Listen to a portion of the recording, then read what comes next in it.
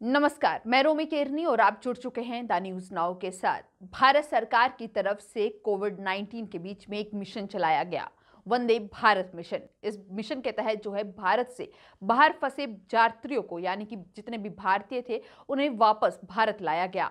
अभी अगर बात की जाए तो इसमें कुछ बदलाव किए गए हैं, नए एसओपीज निकाले गए हैं। आपको बता दें कि सिविल एविएशन मिनिस्ट्री की तरफ से कुछ नए एसओपीज जारी किए गए हैं। और इसे अगर सबसे पहले इन एसओपीज की बात की जाए तो अब जो है जो भी यात्री भारत से बाहर से आने वाले हैं उन्हें अपना खर्च खुद उठाना होगा। जिस तरीके से पहले कुछ अमाउंट जो है सरकार की तरफ से दी जा रही थी, अब ऐसा नहीं होने वाला है। पूरा खर्च जो है यात्री को खुद उठाना होगा। वहीं अगर बात करें दूसरी बात की तो थर्मल स्क्रीनिंग यानी कि थर्मल स्क्रीनिंग जो है उससे गुजरना अनिवार्य है। हर एक स्टेप पर यानी कि जहां जहां पर पॉइंट्स होंगे वहां पर थर्मल स्क्रीनिंग करवाई जाएगी और अगर किसी भी व्यक्ति में कोई सिम्टम्स पाए जाते हैं तो उसे यात्रा करने से रोक लिया जाएगा।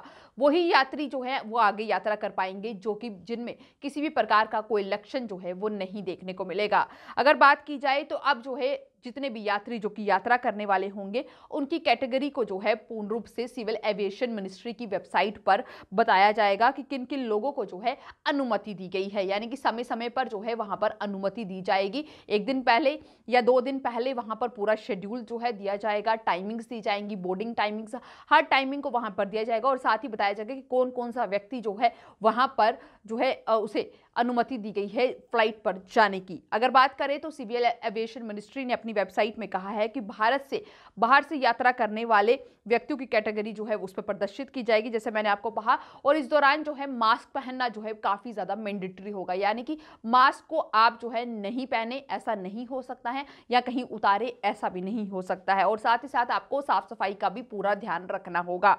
अगर बात की जाए तो जारी की गई जो गाइडलाइंस हैं उसमें जो है ये भी बताया गया है कि उन जिन लोगों को अनुमति दी जाएगी यानी कि जिन लोगों को परमिशंस प्रोवाइड की जाएंगी, जिनकी लिस्ट आएगी, उन्हें जो है अपनी पूरी डिटेल्स जो है सिविल एविएशन मिनिस्ट्री की जो एक एजेंसी होगी या कोई भी एजेंसी जिसे नियुक्त किया जाएगा उसे अपनी पूरी जो डिटेल्स है वो अप्लाई करनी होंगी। अगर जो कैंडिडेट अप्लाई करेगा उसके हिसाब से ही जो है उन्हें यात्रा करने का मौका मिलेगा। अदरवाइज जो लोगों ने अप्लाई नहीं किया होगा उन्हें यात्रा नहीं करने दी जाएगी। ये यात्रा जो नॉन शेड्यूल जो कमर्शियल फ्लाइट्स है उन पर भी सेम एज इट ही ये प्रोसीजर फॉलो किया जाएगा।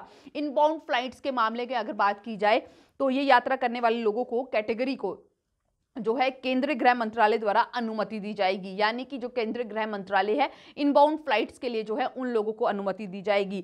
गाइडलाइंस के अगर मुताबिक बात की जाए तो वंदे भारत फ्लाइट्स के यात्रियों को जो है विदेश में जितने भी भारतीय मिशनों के साथ खुद को अपने आप को रजिस्टर करवाना होगा। यानी कि जो विदेश में फंसे हुए लोग हैं उन्हें पहले जो भारत के मिशंस हैं यानी कि भारतीय मिशनों के साथ जो है रजिस्टर करवाना होगा, अपनी डिटेल्स देनी होंगी, देन जो है आगे का प्रोसीजर जो है फॉलो किया जाएगा। अगर बात की जाए जबकि जो एयर ट्रांसपोर्ट बबल है उसके लिए भी रजिस्ट्रेशन कोई करवाने की ज़रूरत नहीं रखी गई है। सिर्फ जो वंदे भारत मिशन की जो फ्लाइट्स रहेंगी उनके लिए ये रजिस्ट्रेशन जो है वो करवाना होगा। अगर बात की जाए भारत में आने वाली फ्लाइट्स में तो यात्रा करने वालों के लिए अपना जो है खर्च जैसे मैंने कहा उठाना होगा और साथ ही साथ जो कैबिन क्रू रहेगा, साथ ही साथ जो फ्लाइट अटेंडेंट्स रहेंगे, इसके अलावा जो पायलट रहेगा उनका पहले कोविड-19 टेस्ट होगा।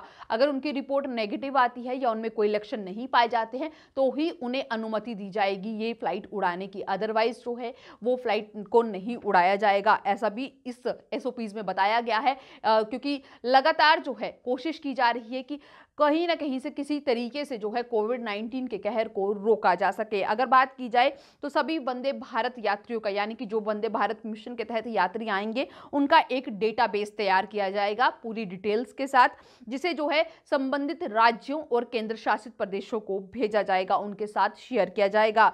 और साथ ही साथ इसमें एक आखिर में एक बहुत महत्वपूर्ण चीज है, यानी कि जब आपने ये सारा प्रोसीजर फॉलो कर लिया है उसके बाद जैसे मैंने कहा कि 2 दिन पहले आपको शेड्यूल आएगा, टाइमिंग्स आएंगी, आपका नाम उस लिस्ट में आया तो उसके बाद आपको एक अंडरटेकिंग देनी होगी। जी हाँ, ये अंडरटेकिंग ये है कि आप अपने रिस्क पर जो है ये यात्रा करने वाले हैं, क्योंकि इस अंडरटेकिंग से जो है सरकार को ये पता चलेगा कि आप खुद जो है ये रिस्क उठाने वाले हैं। क्योंकि लगातार जो है बीच में ये भी देखने को मिला कि लोग शायद थोड़ा सा इस सरकार की खिलाफत करते हुए नजर आए थे, जिसके चलते अब सरकार ने ये अहम कदम उठाया है कि यात्री को खुद के लिए अपनी अंडरटेकिंग देनी होगी। तो सिविल एविएशन मिनिस्ट्री ने कई बड़े बदलाव किए हैं, जिसमें सबसे बड़ा बदलाव अगर देखा जाए तो यात्री को खुद अपना खर्च उठाकर जो है अब फ्लाइट में सफर करना होगा, यानी कि वंदे भारत मिशन के तहत। अगर दूसरी बात की जाए तो अंडरटेकिंग देने की भी बात कर दी गई है। साथ ही साथ अगर देखा जाए तो अब रजिस्ट्रेशंस करवाने होंगे। पहले भी रजिस्ट्रेशन हो रहे थे, पर अब जो है अनुमति यानी कि जो है सिविल एविएशन मिनिस्ट्री जो है चूज करेगी, कैटेगरी वाइज जो है लोगों को